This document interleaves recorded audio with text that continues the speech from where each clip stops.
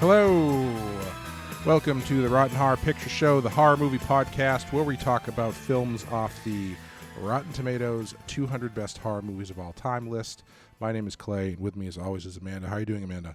I'm good. I have my sunglasses on and my duffel bag full of hypodermic needles, and I'm ready to party. Help me, I am deaf. I really thought that note said help me, I'm dead. We are heading back to 1976 with this is actually, I feel like we've done this. Did we do this? Have we done another Romero movie before? Have we done Night of the Living Dead? I don't think so. I don't think that we have. Yeah, I don't think so. So that's interesting to me that this might be, I think there might be another one that I'm forgetting. Actually, no. You know what the other Romero movie we did was The Dark Half. Oh, yeah. Yeah, on the Patreon. Oh, yeah. You can follow along as we do the second string of Stephen King, where we covered George Romero's The Dark Half. That's so right. We're taking a circuitous route through his filmography. Yeah, real weird one. Yeah. With today we're doing 1976's Martin, which is George Romero's foray into the vampire genre. It is number 121 on our list. It has 91% Rotten Tomatoes score, which I still don't know how this works because it's got 91%, but it's number 121. I don't know. It feels like it should be higher than that, but yeah, with the 91%, you would think it was like top 25. Yeah. But I don't know how. I don't know how algorithms work. It's definitely a weighted thing. Yeah, I went to art school. I don't know how this works. Had you seen this before? Nope. Had you heard of it before? Other than from you, absolutely not. Yeah, it is a surprisingly hard movie to get a handle on. Yeah, we ended up watching it on YouTube. Yes, I have it on DVD. I rented it once from Netflix, and let's just say the disc got lost. Heavy air quotes on that. Yep. But it's very difficult to find now. It's never been released on It's never been released on Blu-ray in the States, I don't think. Maybe overseas. Huh. Apparently, the producer has just been like holding it hostage for some reason. Jesus. There is supposedly a Aggressive. 4K version that a company in Europe's been working on. I don't know when that's supposed to come out. Hopefully, it comes out in America because I would love to buy it. Because I love this movie. This was one that I came across in my the early days of Netflix, where I had just pulled up the early days of Netflix that overlapped with my more let's start doing some digging into the horror genre. Yeah. Where I had seen a lot of the first tier stuff, and now I was kind of going because Sure. I always like. I do the same thing with music where if it's like I find someone that I like, I end up kind of going back and then seeing their older stuff and then what influenced them and all that kind of stuff. I do it with art. I just find it interesting to see influences and other and oddities. how people have evolved. Right. Yeah. And I was pleasantly surprised by this one because it's kind of it's very highly regarded, I think, by the people who know it. But it is, it's kind of a forgotten movie of George Romero's to a certain extent. He, the Dead movies really take a lot of precedence with him. Yeah. And really kind of overshadow a lot of other stuff for better or worse. Yeah. This becomes, oh wow, I'm looking at his filmography right now. I didn't realize he directed a TV movie documentary called O.J. Simpson's Juice on the Loose. Oh my God. Where is that and who is going to send it to me? Yeah, I know. Please and thank you. I'm very here for it. But Martin kind of fell. It was right before Dawn of the Dead, and it was after a series of failures, basically, that he had done. After he did Night of the Living Dead, he did a movie called There's Always Vanilla, which I don't think I've ever seen. Season of the Witch, which I've seen once, and I keep meaning to revisit because I know people really like that one. Yeah, that's one that's on my personal list. Oh, is it really? Yeah. Oh. Yeah, I mean, I haven't seen it, but I want to. Yeah. Oh, cool. The Crazies, which is pretty solid. And then this O.J. Simpson thing, another TV thing. This thing called The Amusement Park, which actually just they put on Shudder, which is supposed to be very good, but I haven't. It's kind of a PSA. It's a PSA about if I remember correctly, it's a PSA about taking care of elderly people. And I believe it is about an elderly person who doesn't have his faculties, who gets lost in an amusement park, and the horror that is for him. Oh my God! Yeah, I've heard. Jesus. Pretty intense. And then he does Martin in 1976, right before Dawn of the Dead. It's interesting that he has this kind of interesting dip after Night of the Living Dead, and then then after Martin, you've got Dawn of the Dead, Night Riders, Creepshow, Day of the Dead, and then he has another dip after that. But yeah, it's a nice little find if you're looking to dig up some lost classics, as they would say.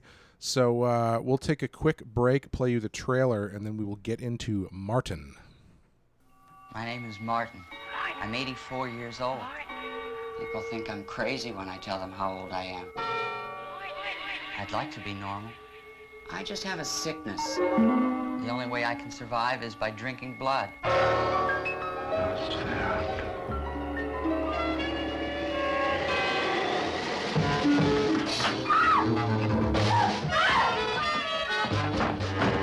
It's not easy living the way I do. I have to be careful all the time. But I'm pretty good at it. I think as I get older, I get better. I haven't been caught yet. Martin, another kind of terror.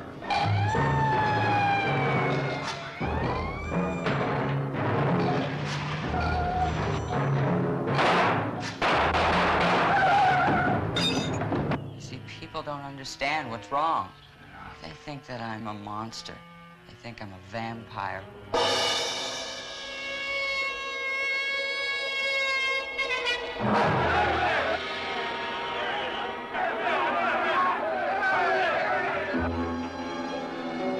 People don't realize that those things I see in the movies are not real. I don't have a whole lot of women.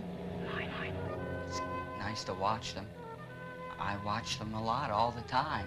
I have to be sure that nothing goes wrong. I follow them. I plan. I'm very careful. I have needles now. I can use them. I can put them to sleep. And it doesn't hurt.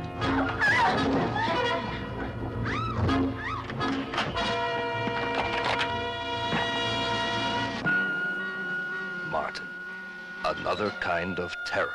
I would like to be like everyone else. I have to do things that I don't necessarily like to do, but I want to stay alive. I do need blood.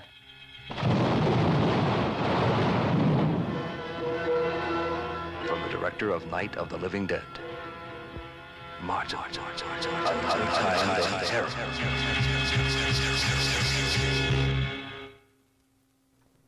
Okay, Martin, from 1976, written and directed by George A. Romero, starring John Amplas, Lincoln Mazel, sure, Christine Forrest, Elaine Nadeau, and Sex Machine himself, Tom Savini, in a very Sex Machine type role. It's like blue collar Sex Machine. Yeah, hunky blue collar boyfriend. Yes. Yeah. Amanda, what happens in Martin? Not based. This is not what the Martin Lawrence TV show is based on. We should get that out of the way now. Yeah, because Very everyone's different. going to know what that is. Yes. You don't know Martin? No. How old are you? Apparently not old enough to do this podcast. Jeez. What about Living Single? I don't know what that is. You got to get some more culture in your life. Anyway, what happens in Martin? A young man who believes himself to be a vampire goes to live with his elderly and hostile cousin in a small Pennsylvania town where he tries to redeem his blood-craving urges. Mm-hmm. That's it. That's the whole movie. Yep, pretty much. Yep. Well, Clay, some things you'll find in Martin include Van Helsing Colonel Sanders cosplay. Yeah, it's he's got a sweet. His uncle's got a cousin has a sweet white suit that he wears. That's pretty fly. Yeah, diamond tie pin kind of thing going on. Yeah. Yeah, it's full old country Colonel Sanders. Yeah.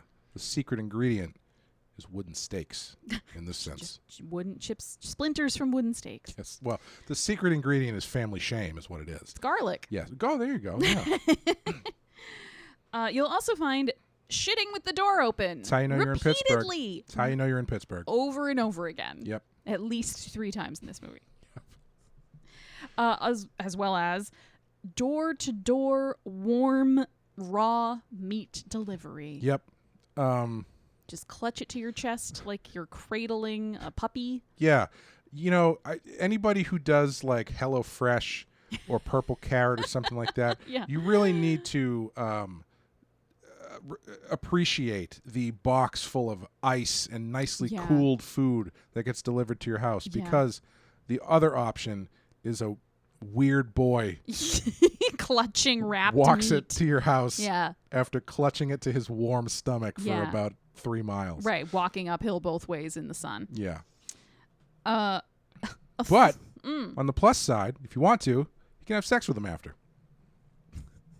it's an interesting plus side.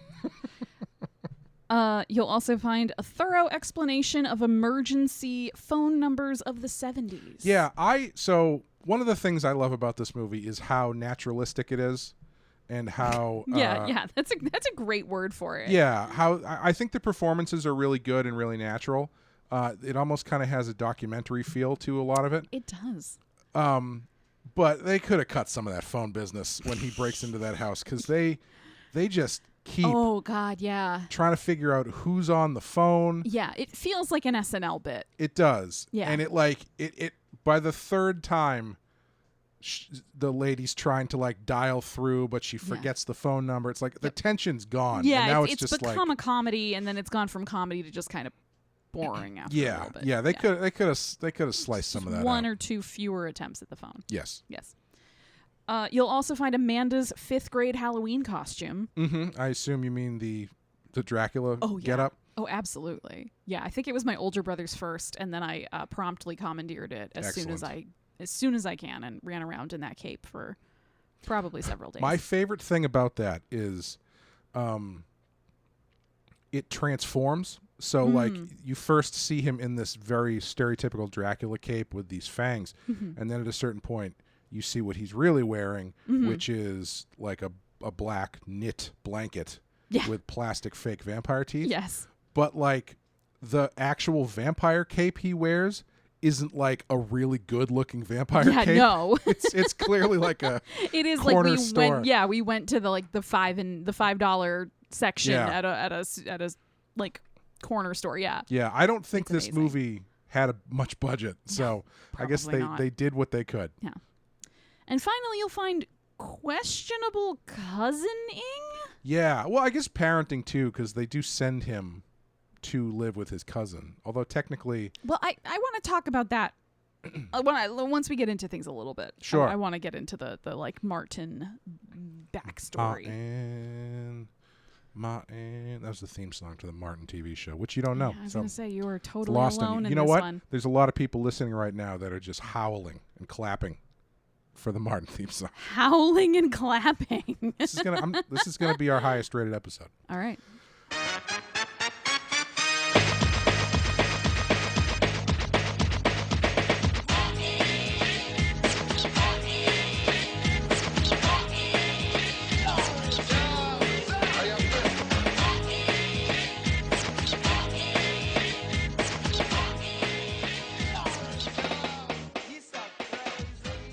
Yeah, so this is George Romero's vampire movie.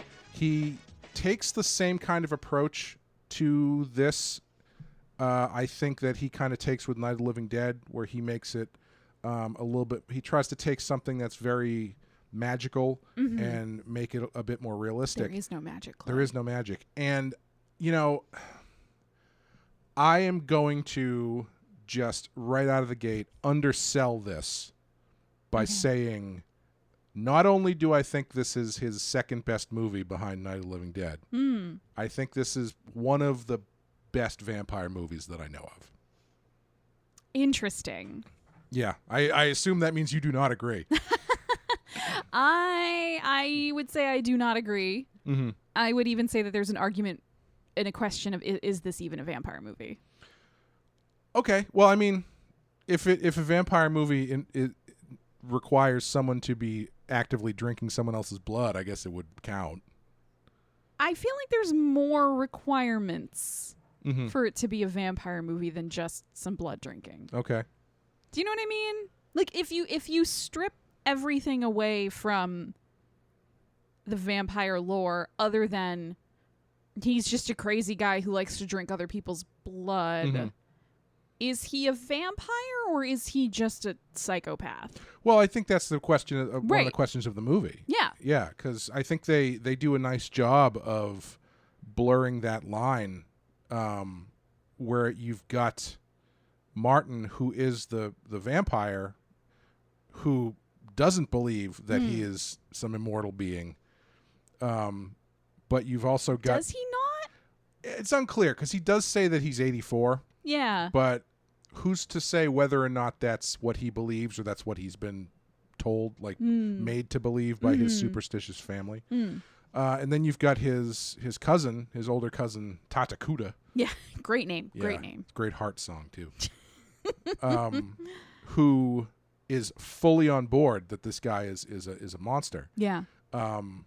Nosferatu. And it's a nice dynamic because it's a little bit flipped than you would expect, where I feel like usually it would be the other way, where Martin is the one who believes he's the vampire.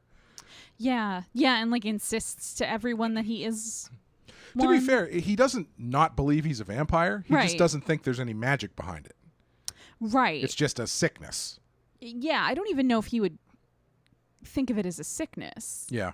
Do you know what I mean? He seems to just kind of think that he seems to think everyone else is the crazy one. Okay.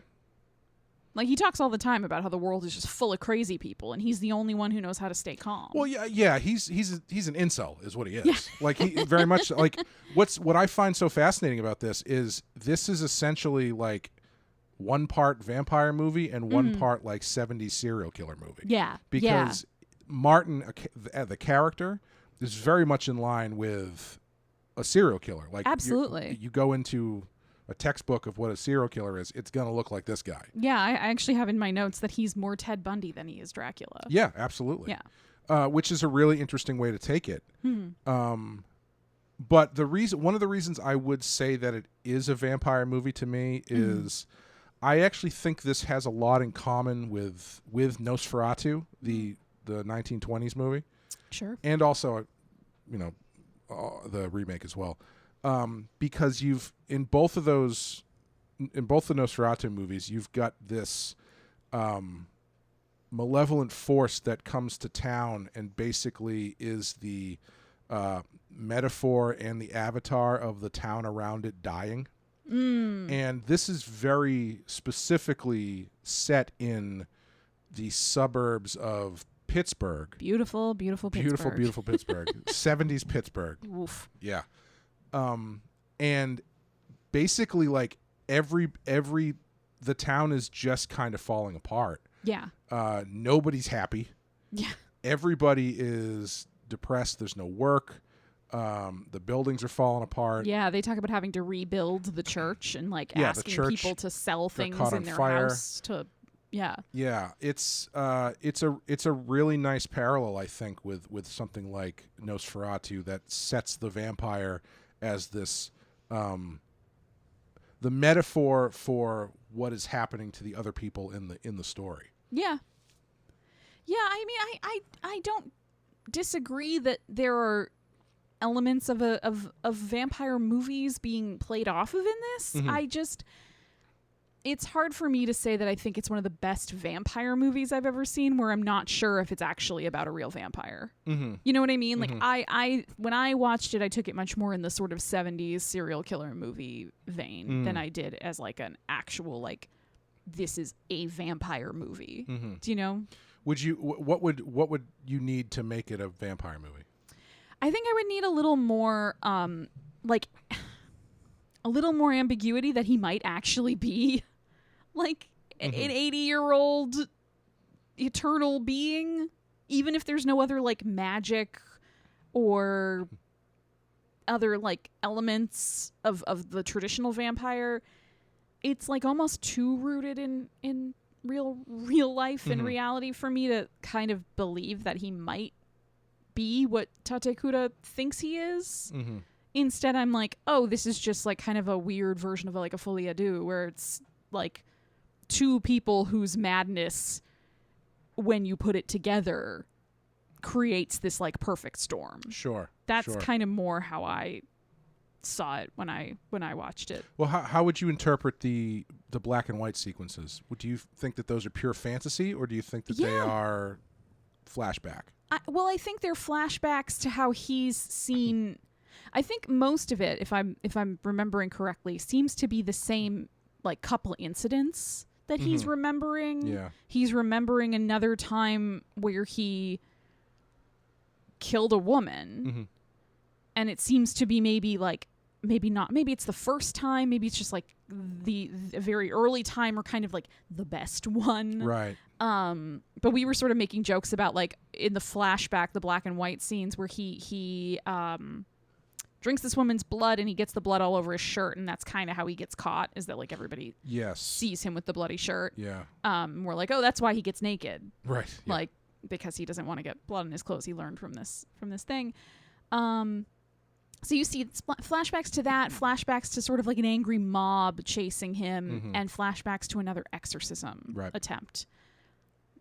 I kind of saw those more as this is how he sees his life. Sure. Like, these are his sort of fantastical renderings in his own head of things that he's done in the past.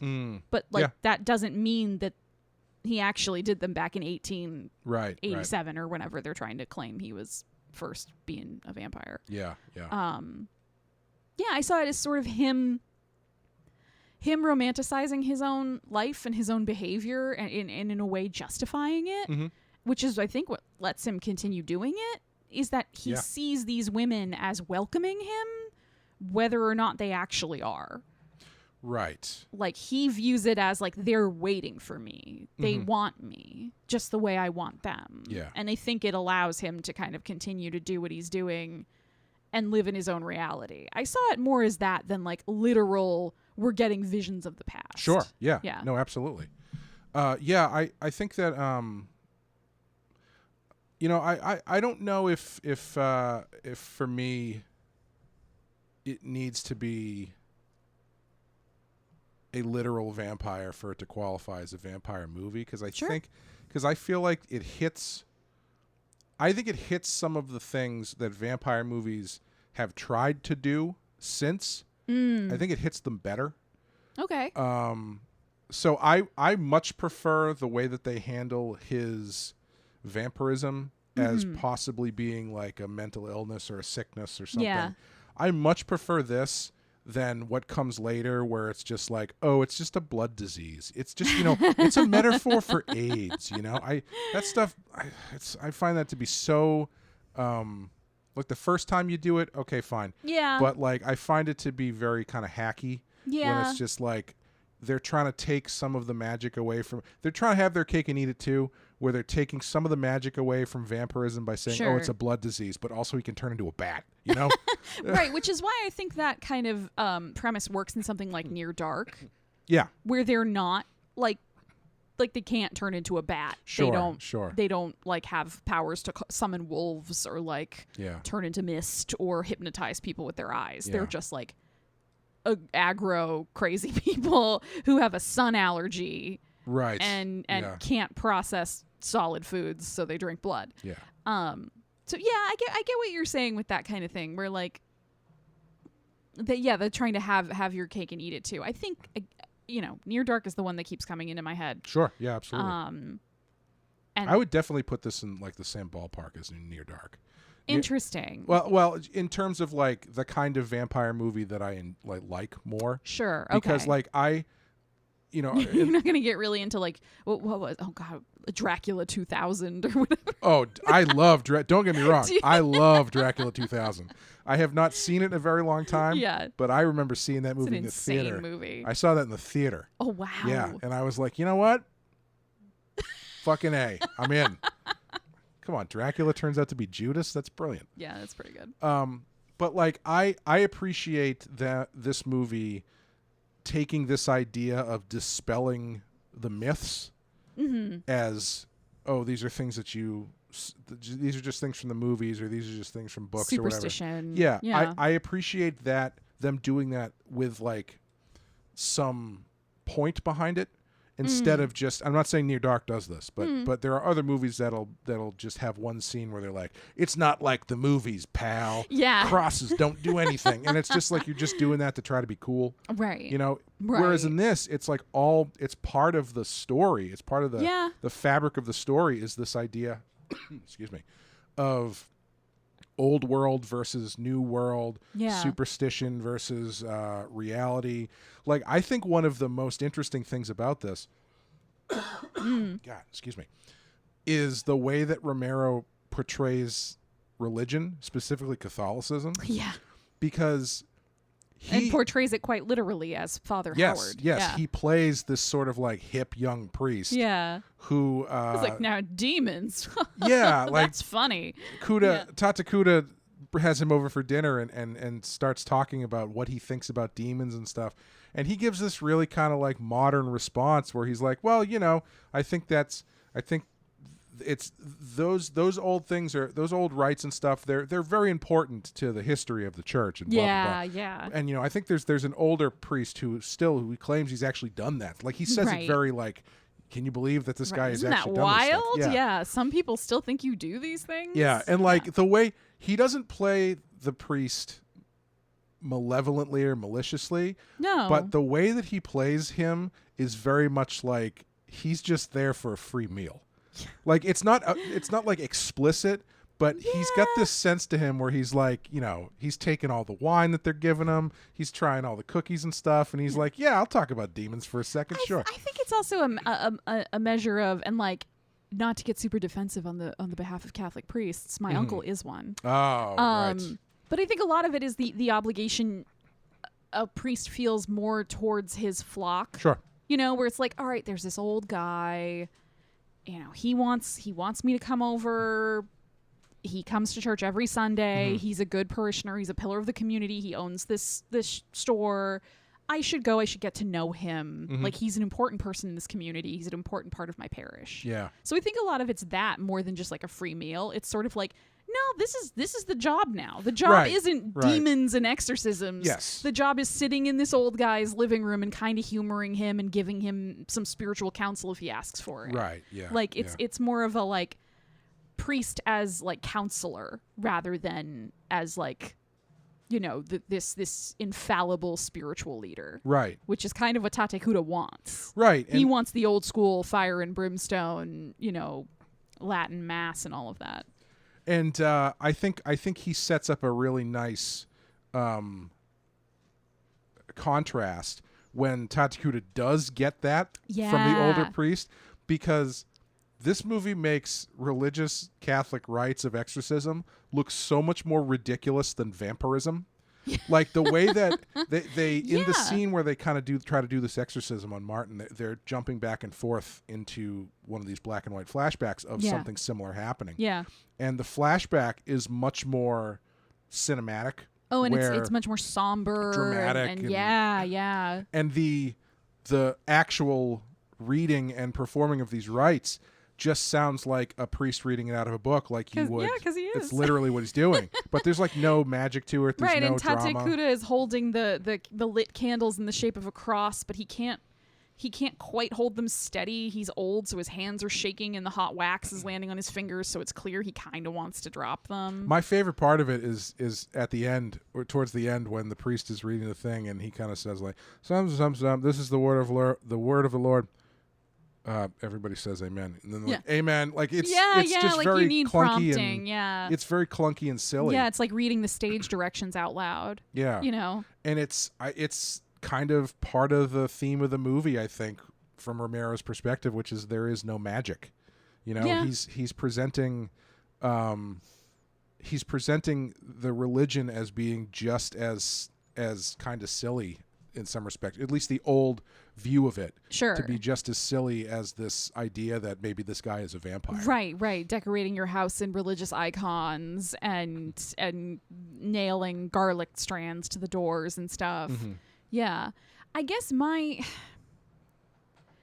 thing is just that there is no magic in this movie to such a deep extent that it makes it really hard for me to believe in either what Tate Kuda believes or what Martin believes. Okay. Sure. Do you know what I mean? Sure. Like I almost think going so far in that direction of look how ludicrous this all is lands me kind of firmly in the camp of just like, okay, so yeah, he's like a mentally ill serial killer. Mm-hmm.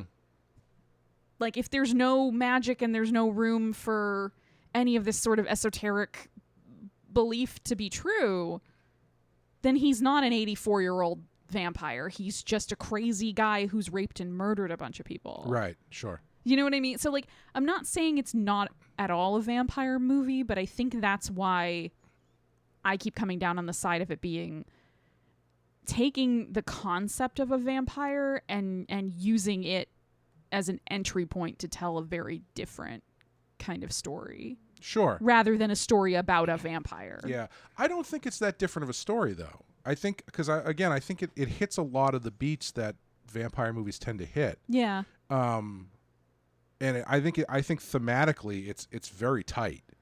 Oh, absolutely, yeah. Like, one of the other things I think this movie does really well that lots of other vampire movies try to do and I think fail at is present how lonely the vampire is.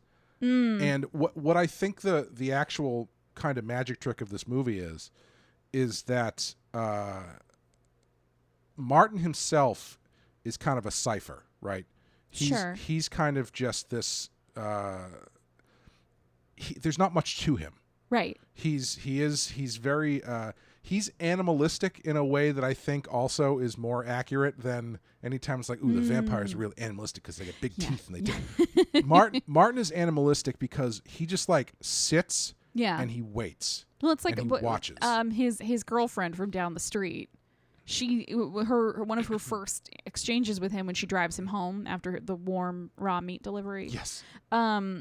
It's sort of a monologue because he doesn't talk. Right. Yeah. And she talks about how like you remind me of an old cat. Yeah. That I had, yep. or a cat that was in the neighborhood. It was this old feral cat that would just sit there and stare at me with those same eyes. Yeah. So yeah, I totally believe that. That he's like animalistic acting is not just snarling and baring your teeth. Right. It's the quiet, like, my dog.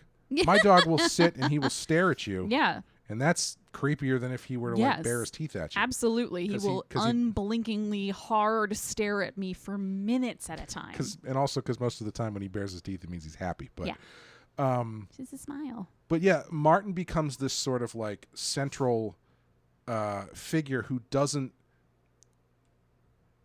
change so much, but becomes this representation of how everybody around him is lonely and everybody around him is wasting away. Yeah. And that's what reminds me of Nosferatu, is because he's the Nosferatu vampire. When he comes to the town, he brings with him this plague that kills the whole city, and you see how the people are wasting away. And I think it's a really interesting modern take on that element of the vampire thing, because all of these characters are so like fundamentally broken. Yeah. You've got his girlfriend who's clinically depressed, who kills herself. Yep. You've got the one woman that he attacks who is cheating on her husband. Yep. His cousin Christine? Yeah, his cousin Christine. He's in like a quasi-abusive or at least neglectful relationship with Tom Savini. I don't know how. It sounds like he's probably cheating on her. Right. Or like. Right. But like, she has this great monologue towards the end when she's leaving. Yeah. When Tatakuta is like, try not to have any kids. And she's like, don't worry. I mean, I'm not even going to end up with this guy. Oh, He's just a way out for me. Yeah. Which is really interesting. That is a great monologue. I do. And it comes from a nice twist too, because the scene before that is Martin talking to her, and he assumes that she's sad because the guy left. Yeah. That Tom Savini left, and she's like, no, I'm leaving with him. It's just I'm sad for everybody else, basically. Yeah. It's a really interesting character study, I think, of everyone else in the movie except for Martin, who is just this sort of weird, creepy cipher in the middle. Yeah, and that's a really good point, and it kind of makes me think of how Martin changes his behavior depending on who he's around. Mm-hmm.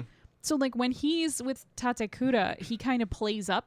I mean, sometimes subtly and then sometimes very overtly with plastic fangs and a cape.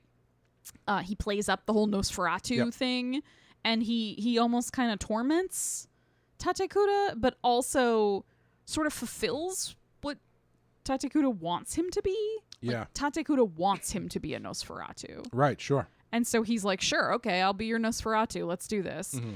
And then when he's around Christine, she sort of sees him as just like this really young kid who's like troubled and needs help. Yeah. And he kind of plays into that too, where he is like more playful. He's got his little like trick guillotine thing that he like shows her, and it's like the happiest he looks the whole movie. You know what that scene reminded me of? What? The guy who takes the picture in the van in Texas Chainsaw Massacre. Yes. And then he sets the thing on fire, and oh yeah, like, yeah. the Ends amount up of joy, stabbing or like slashing Franklin's palm with a knife. The amount of joy brought from a stupid magic trick, yes, to a weird little man, was very similar to me. But that is like the happiest moment he has in the whole movie, and it's because it makes her happy. And so I don't even know if he's actually happy or if he's just reflecting back at her what she wants to see. Like, she wants to see him as this kind of like this kid who can be like a little mischievous but like sweet, and like he's just like, oh, he's so young, he's playing little magic tricks at the table.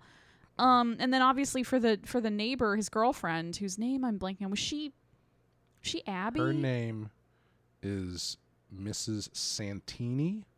Okay. I think you're talking about the woman he sleeps with. Yes. Yeah, I believe her name is Mrs. Santini. Okay. But he like he serves a purpose for her too. Like, she kind of wants him to be like this sort of like, she's got this kind of like Mrs. Robinson fantasy with him a little bit that she wants him to fulfill. And he sees that and is like, oh, okay, you want me here for sex. Yeah. I looked her up, by the way, because, she's portrayed in this movie as like this older woman, which, he's pretty young, but the vibe is clearly older housewife who's neglected or whatever. Yeah. She was 31. That is one thing about watching this movie that I was just like, all of these people other than Martin, all of these people seem so much older than me, and I guarantee you most of them are younger than I am right now. Except for Tatekura, probably. Maybe Tatekura too.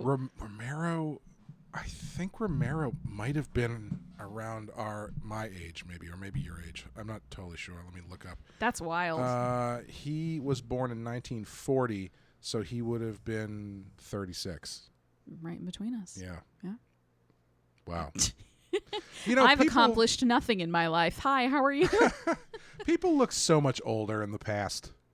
Why is that? Because you had to be more responsible when you were younger? Maybe.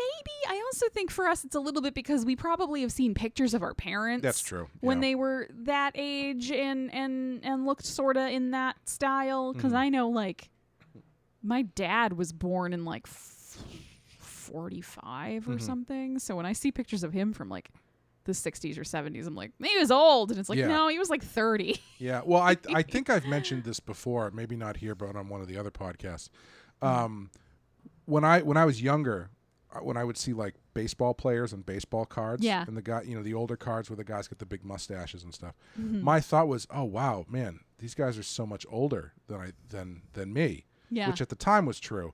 But I realized a handful of years ago I was watching the Red Sox, and all the players had these like big beards and stuff, like the hipster beards. Yeah. And I was like, these guys are so fucking young. And then it occurred to me, it's like, oh, all those guys, baseball players from the 70s, I thought were like old men. Yeah. Were probably like between 18 and 25.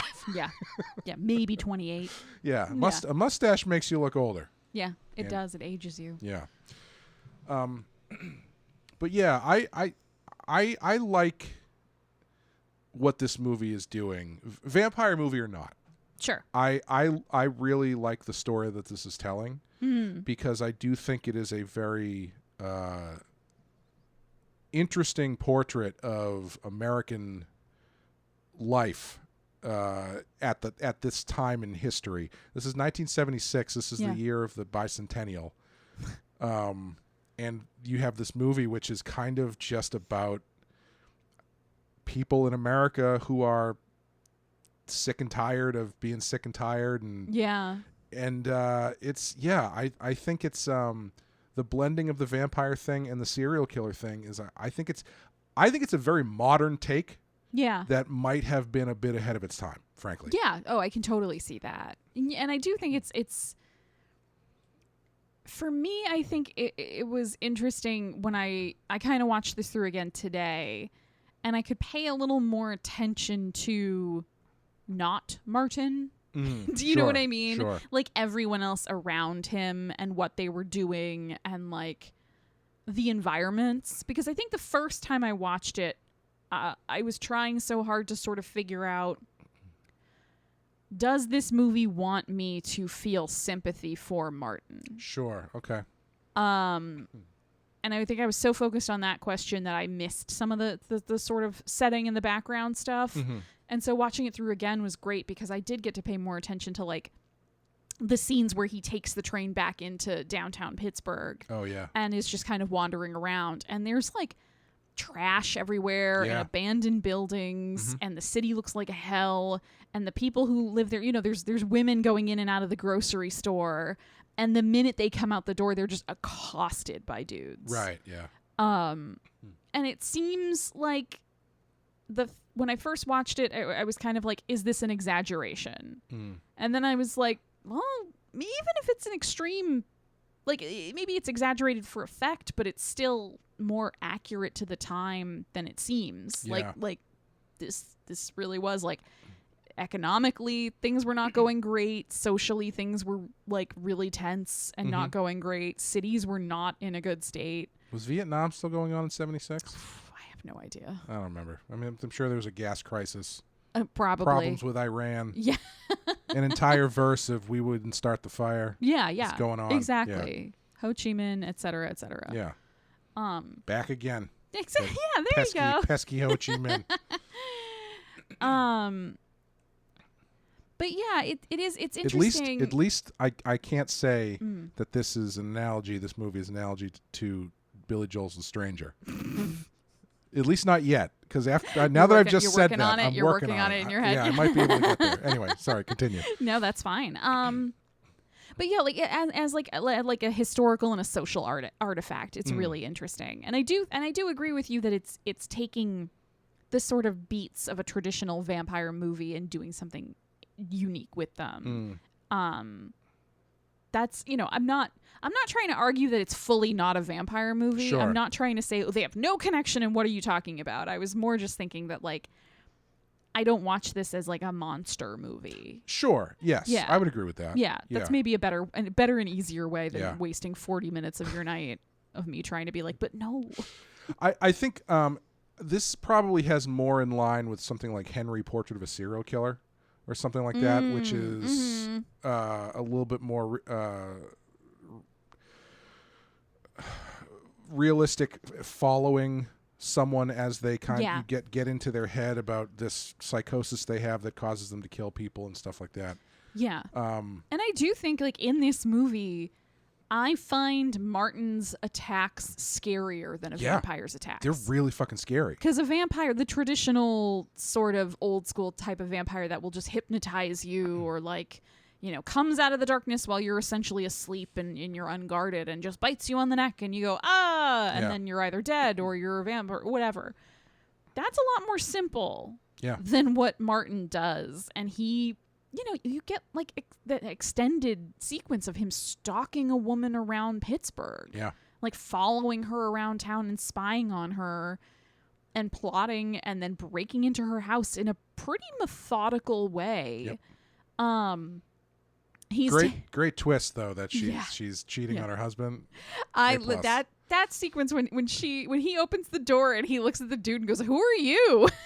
And the guy is like, "Hey man, I don't want any trouble. Let's not get like heated about this. We can talk it out, blah blah blah." And she's like, "I don't know him." Yeah, it's really good. Like, it's really freaky. So good. Yeah, but it's really frightening to watch what he does to women. Yeah. Because it is stuff that like I'm a true crime person, so I'm like, I've heard these stories before in real life, which is maybe part of why he reads so much to me as Sure, a serial killer sure, is yeah. that I am like steeped in those stories.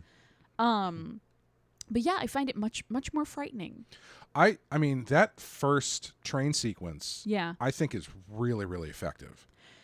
It is. Especially, yeah. especially the moment where, like, you right away get that sort of dichotomy that Romero's playing with, where you see the fantasy version where he pushes into the room and like the beautiful hammer girl in the 90s is waiting for him. Yes, and she like opens her arms to him. Yeah, and then you cut back to reality where he pushes into the room. She's not there. Yeah. And then she comes out and she like... I love it. She's got the sleep mask on. Yeah, she's got her skincare routine on. Yeah, she's like blowing her nose. Blowing her nose. She took a magazine with her into the bathroom to take a shit. Yeah. Like, yeah, she's just being a with human. the door closed because they weren't in Pittsburgh yet. Right, Yeah. right. Yeah. Once you cross city lines, though, Yes. gotta leave that All door open. the doors just don't It's lock. a law. Yeah.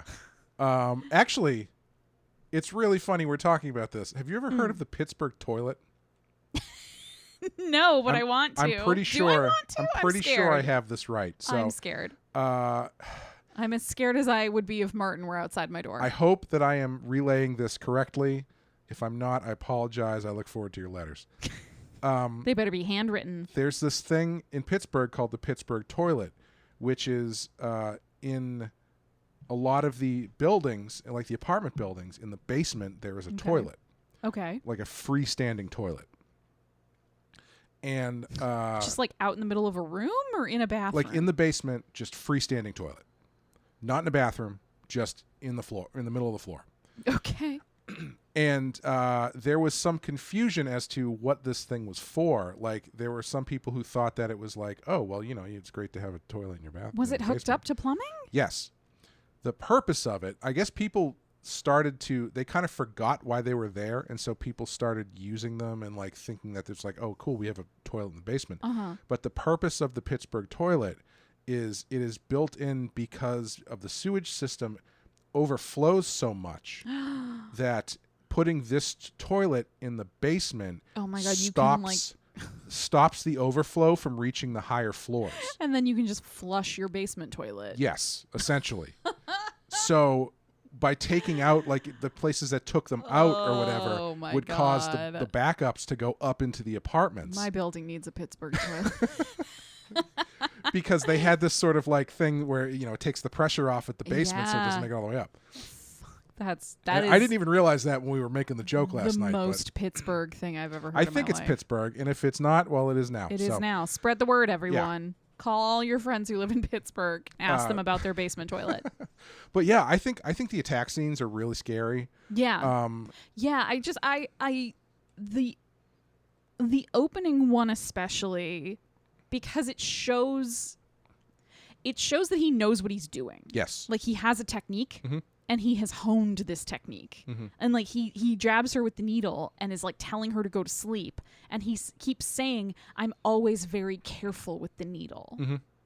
And like that, you know, immediately that very simple line is like, "Oh, okay, he's done this many times." And the way that he's like pleading with her yes. about just go to sleep. That's all. Yeah. I don't want to hurt you. It won't hurt. It's Yeah. like, I think the acting in this movie I think is really great. Yeah. Because it's so naturalistic, and like these scenes aren't easy. Yeah. Like it's not just a choreographed vampire attack or even a choreographed serial killer attack. Right. Like you've got these women and the male too, and that's in the scene with the two of them. Yeah. Reacting in very naturalistic ways where like you see as he's struggling with her, you see her progression of being scared to like calling him a fucking asshole and like rapist piece of shit. Yep. And then ultimately she starts like bargaining with him, trying to figure out what he What did. do you want? Yeah. I'll give you like money. What do you want? Just take it. Please don't hurt me. Yeah. Yeah. And it's very effective. Yeah, and the camera never during that struggle until the drug kind of takes effect, the camera never cuts away. So you don't get like relief from her being terrified and attacked. Yeah. And like if that's not creepy enough, when she finally does fall asleep, like his actual thing that he does with the women is Jesus just Christ. so fucking weird. It's so fucked up. Like, It's so fucked up, and it's like shot in this way that visually it's really weird and unsettling. Mm-hmm. And I very much know that that's on purpose, and it works so well because I cringe to even think about it, where it's like almost like shot in like a half romantic way. Yeah. Like the music gets softer and the lighting is dimmed, and you just kind of see like the outline of their bodies, and it's almost and like he seems like he's being very tender with her. Yeah, sure. At that point, and that to me makes it even more fucked up. Mm-hmm. Like, yeah. Yeah, and I mean in that instance, it feels very much like a serial killer thing. Yeah. Because you hear all the time in these serial killer stories how the killers are treating the women a certain way because they are this sexual surrogate for whatever fucked up things is wrong with them. And, and you get to see that in a way that's very effective, but it's not exploitative. Right. And which kind of makes it worse because because I mean you are seeing you are seeing nudity in this movie, but again it's very like natural. It doesn't feel exploitative. And so when you get into these sequences where like they don't even 100% make it clear that he's raping these women, right? But he's raping these women. Yeah. Like it's you get the idea what's going on. Right, but it's never supposed to be titillating. Right. Like I think the opening murder, the train murder, when it gets to that point, it's the closest the closest that the real world gets to the world in Martin's head. Yeah, sure. Yep. Like it's the closest moment that he gets in real life to the fantasy versions of what he sees in his mind. Mm-hmm. And that's like the fact that they kind of lay it out that way, and you can then see that connection and how those associations are built, and like how he translates what he does in real life into what he sees in his mind is like fascinating to me. And again, very horrifying, very scary.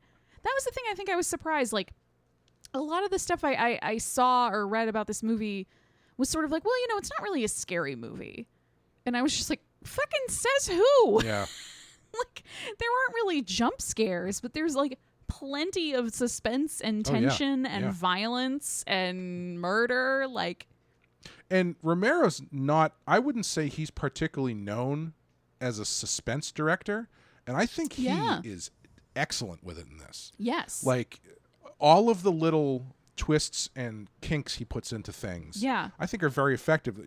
The woman not being there when he comes in. Yes. Even the bit as the train pulls in where Martin's trying to get out and the girls are banging on the door. And you think it's this woman's compartment. Right. But it turns out not to be.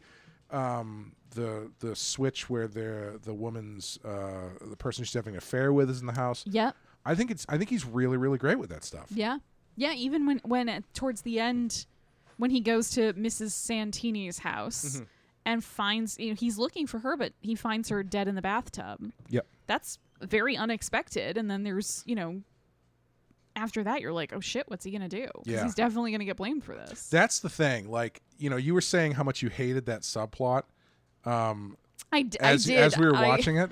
And I was like, I knew where it was going. But you pinned exactly why I disliked it. Mm-hmm. You immediately were like, does this remind you of the James Hurley Twin Peaks season 2 subplot? And I was like, yes, it does. Yeah. And that is why it's leaving such a bad taste in my mouth. Yeah. Yeah. It's such a great subplot, I think, because it really gets into this element of the loneliness of these people. I think it gets into this thing where, like, if you look at him just as a serial killer, she ends up occupying this space that stops him from killing just because she actively wants to sleep with him, which is one of those things that. But it doesn't actually stop him from killing. No, it doesn't. It makes it harder for him to kill. Right. But he still wants to. True. That's true. He very much talks about how he's like, I'm having a hard time finding the right person. Yeah, but he can't find ladies anymore because they're not as pretty as Miss Santini. Yeah. But yeah, it's a great through line to put some pressure on his whole thing. Yeah. Which then leads up to the one person that he doesn't kill and he gets blamed for. Right. Ends up leading us to, I would say, one of the greatest final scenes in any movie ever. I will say this scene, I loved it and it shocked me. Yeah, it's great. I did not see it coming. Like, I kind of saw it coming. I knew, let me put it this way. I knew there was going to be some sort of inevitable final confrontation between Tatekura and Martin. Like, something was going to happen. Yeah. One way or another, those two were going to be kind of the last two left on the chessboard at the very end. I was not expecting it to go the way it did. Yeah. Fantastic. Just a full frame stake through the heart, courtesy of Tom Savini and his blood spray machine. Yeah, because Martin's just laying in bed, and Tatekura comes in and starts saying, I told you that you couldn't take anyone from this town. Yep. And you did. And so now, rather than finish the exorcism to try and save your soul before I destroy you, yes, I'm just going to destroy you. And then he stakes him through the heart. Boom, boom, boom. And blood goes everywhere. Amazing. And we're done. We're out. We're finished. We're Fantastic gone. Goodbye. ending. Good night. Yeah, fantastic ending. I think the the special effects in this are very good. I think you can see the lack of budget in places. Like the staking at the end, I think is great. Yeah. But like you can see that it's very much like someone's laying horizontal, someone's standing behind them and just kind of holding it next to them and going like, boop, boop, I think on first viewing that scene is shocking enough that it doesn't matter. Exactly. You're so surprised that that he just does it and Martin doesn't fight back. He doesn't have a chance to. He just wakes up because the stake's getting hammered through his arm. Yeah, and they do the great thing where, before he starts hammering, they give you a close-up where you see the point on John Amplas's chest, like indenting a little bit. That's where the magic trick comes in. You get the vein slicing stuff is pretty intense. Yeah. Apparently, the first one on the train, which is incredibly graphic, was an accident. Because it didn't work right. So if you actually watch it, he makes one cut, and nothing comes out except a little drip. And so then he goes back and makes a deeper cut. He wasn't supposed to cut that deep, and all that. It wasn't supposed to be that gnarly of a cut. Yeah. But they just left it in. I mean, because it looks amazing. Yeah. Almost got them an X rating. That single scene though. That one, just that. You get that one classic Savini scene, which I feel like was a dry run for Friday the 13th, where he puts the stick through the guy's neck. Yes, I was gonna say, is it when he has kindly he's drugged the cheating couple, and he's taken the affair partner outside, kindly tucked his shirt back very in. nicely, dressed him, redressed him, tucked his shirt and made him presentable, and then pulled a stick off a nearby tree and just poked him hard enough to make him bleed everywhere. So I think that there are, as much as I love this movie, I think there are bits that are a little bit loose. Sure. I think that scene is a little bit loose narratively. Yeah. Because I was watching it when we were watching it last night. I was thinking how does he get out of this? Because he doesn't kill the woman. He lets her live. Is the idea that she's not going to say anything because that would prove she's having an affair? Yep, I think that's exactly it. Because she doesn't want to call 911. She doesn't want to call the police. And she forgets the number. And 911 is just for the cops. But it's okay. It doesn't matter. Yeah. It's just a general emergency. Yeah. Imagine like a 1-800 collect commercial. Or a 10-10-321 commercial. I know what those are now. Yeah, you do. Yeah, we talked about that recently last learned about those. Yeah. Anyway. But no, I think he's just kind of relying on her not to say anything because it would blow up her life. Yeah. Which is interesting because it's sort of like I thought, and that's another really scary moment in this movie when he's drugged both of them, but he's killed the man, and then he's kind of come back to molest her. Mm-hmm. And she's kind of fading out because she's been drugged, but she's not quite passed out yet. And she says, she kind of has this revelation where she's like, oh my God, you wanted me. Mm. And he's like, yes, I did. Mm. But because he was here, I'm not going to hurt you. Like, I'm not going to kill you. Yeah.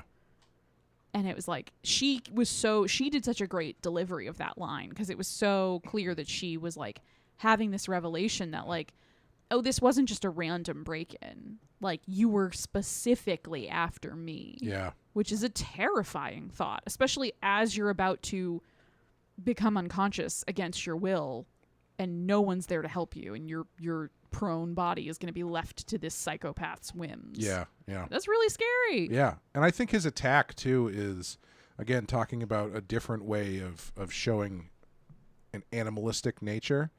I think the way he attacks, especially in that scene, is very animalistic in, like, the way he essentially strikes with venom, and then he just kind of runs away and waits until you fall asleep. Yes. You know, and he's sneaking around the house, and he jumps in and he hits him again, and then he just like runs and into then retreats. Yeah, it's really creepy. Yeah. It's also interesting, not to go on too long because we're approaching an hour. But Greg and I were talking recently, not too long ago, about how I kind of have a resistance to the flippant way a lot of media will use sexual assault or rape. Sure. As just like a shorthand. Yeah. Oh yeah. Yeah. 100%. Just like, oh, she's aggressive and she's kind of a messed up person. Oh, want to know why? She was raped. Oh yeah. Or it used to happen a lot in comics. It was like it was a shorthand for badass female character was she was raped at some point in her past. Yeah. Yep. Or on the flip side, do you want to know how evil this guy? This guy's so evil. Do you want to know how evil? He raped this woman. Right. That's how you know how bad he is. And it's like, all right, fine. But like, when it's used as part of an integral part of the story in a way that like you could not tell this story without it. Yeah. And you are shown it in a way where it's like it's genuinely horrifying, and it's not just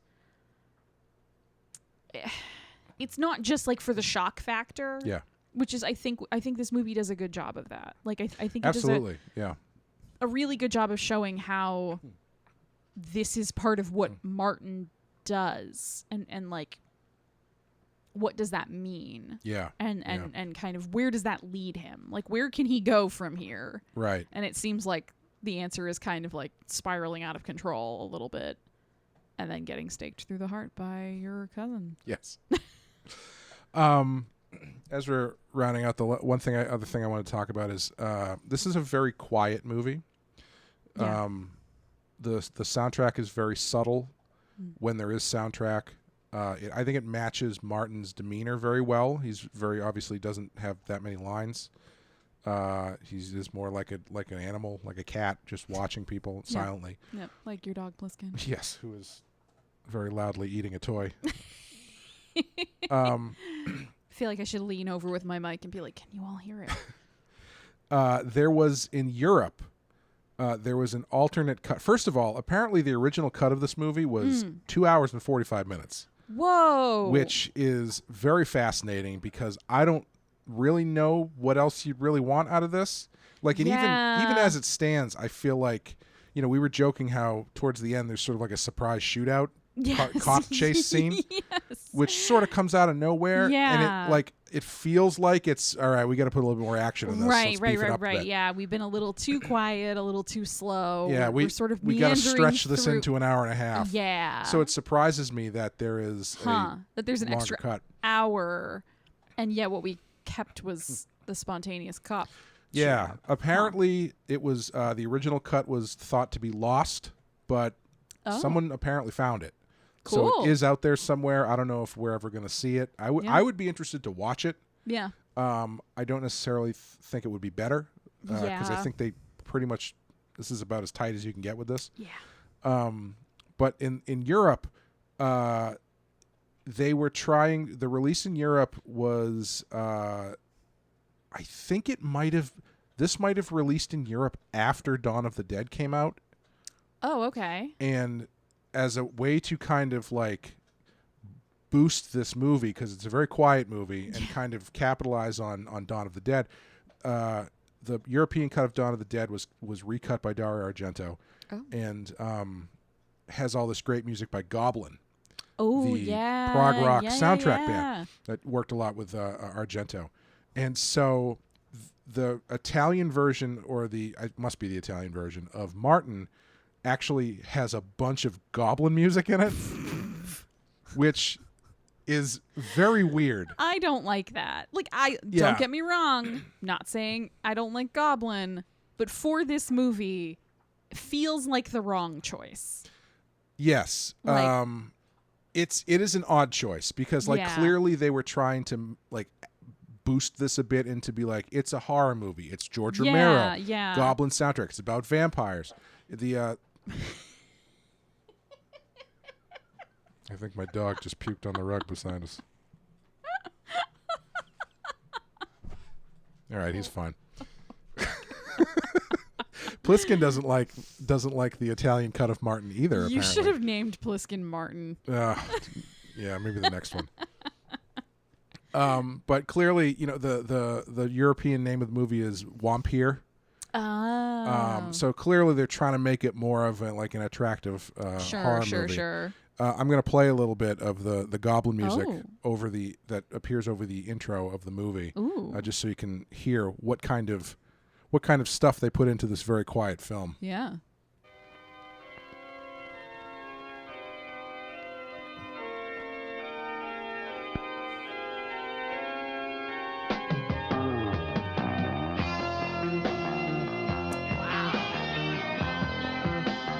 It's pretty awesome music, Oh yeah. but I don't know if it necessarily goes with the vibe of the No, movie. it really doesn't. Because you've just got this like quiet walking with Tatakuta sequence with just Yeah. like Goblin ripping it on top. Yeah, tonally this does not match. Yeah. Anyway, I love Goblin. Absolutely. Probably not the best choice for this, unfortunately. But Goblin can't be for every movie. yes, I mean I wish it could. But it's, you don't want to waste Goblin Yes. on the wrong movie. That being said, Yes. I hope they play this when we see them in November. Yes. Because Amanda and I are going to see this is how I make these concert tickets a write-off. Amanda and I are going to see the 45th anniversary Something like that. screening of Suspiria, which will feature live soundtrack by Goblin in person, or what remains of Goblin. It's going to be so good. Followed then by a concert of Goblin. It's going to be so good. It's going to be awesome, and we will be covering Suspiria in November, so we can talk about this. Get ready. But yeah, just to round out Martin, this is number 121 on our list. Yeah. How do you feel about the placing? Do you think it should be lower, higher? Take it off. You're going to disagree with me, but I feel pretty good about where it's at. I was going to say the same. Really? Yeah, I think so. I'm surprised. I'm surprised you don't want it more towards number one. I think it's a great movie. Yeah. I don't necessarily think it is like a top 10. Yeah, it's tough because like I do really like it, but I think if we're talking about just like the greatest horror movies of all time, there's a lot I would put in front of it. Yeah. But this is definitely one that I would recommend if you're kind of looking for something that's off the beaten path. Yeah. If you've seen the zombie movies, you want to see something a little bit different. That I think this has the same. I think this has as much like cultural, social stuff in it as Night of the Living Dead or Dawn of the Dead.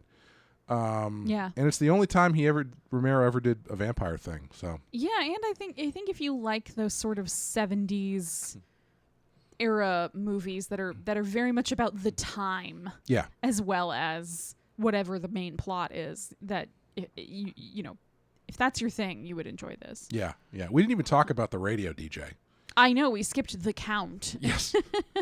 Yeah, which is, I think, again, that stuff is like, that's how they kind of cover it's not like the movie stuff. Yeah. But they couch it in such a way that it feels natural. Yeah, I and mean, isn't just doing it for the sake of doing it. It's a really clever way to get your otherwise almost totally silent main character to open up and talk about himself. Right, yeah.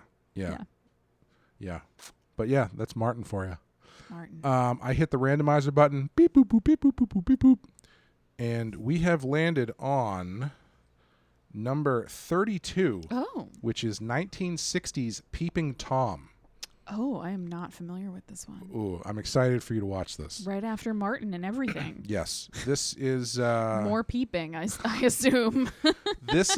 Peeping Tom is a movie, came out the same year as Psycho. It is kind of regarded as like the sister movie to Psycho of like... Interesting. Of sort of like bedrock horror, modern horror type movies. Okay. So it's pretty interesting. Cool.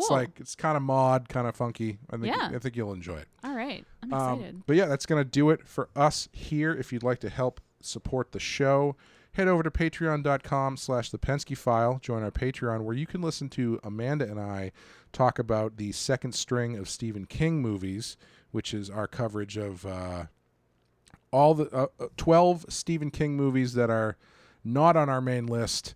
And as we've been watching them, we're finding out why.